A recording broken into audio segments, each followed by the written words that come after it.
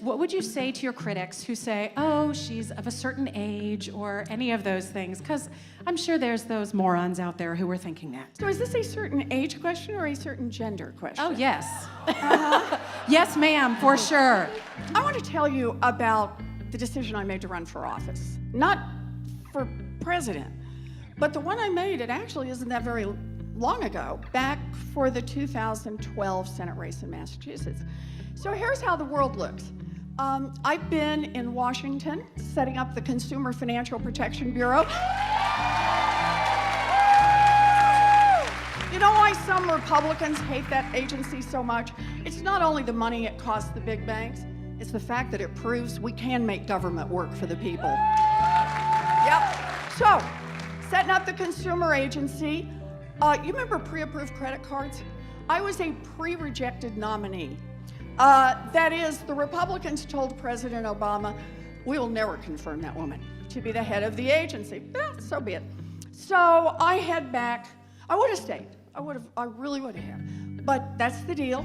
I'm a big girl, so I head back to Massachusetts. And I'm going back to teaching. I love teaching. And people start calling me.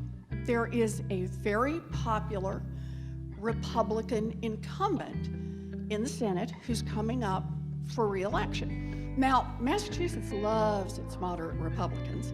This guy has a 65% approval rating. He has $10 million in the bank, which sounded like a lot of money at that time. And he had a pickup.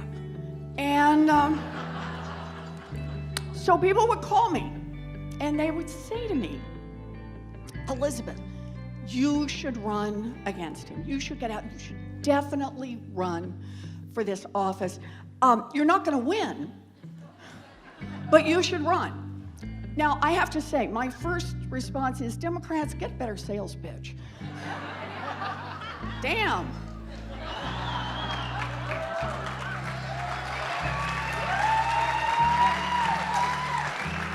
And why was I not going to win?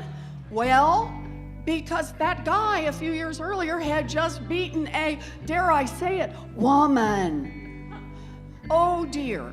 And as people said to me, friends said to me, you know, Massachusetts is just not going to elect a woman senator or governor. Not now. Maybe next generation, but not your generation. That's just not going to happen. So, you know how I heard that. Get in the race. Right? Do this. But here's what I decided. I decided I would be in this fight, and there would be two things I would do every single day.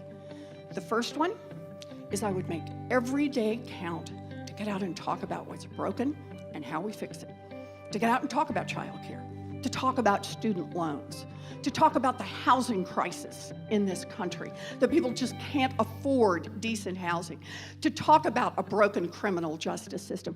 Every single day I would find a group of people somewhere, somehow, and I would move the needle a little by dint of just sheer determination. The second thing I said I would do, I said this to myself, I'm gonna see a little girl every day, at least one.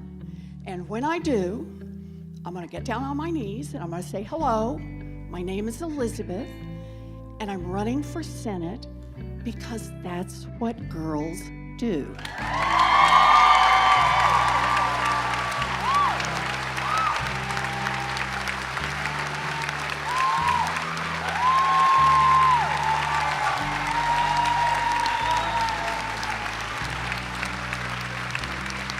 And then we would do pinky promises to remember.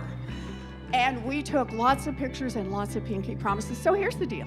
I started out against that guy who simply could not be beaten. I started out down 17 points. I beat him by 7.5.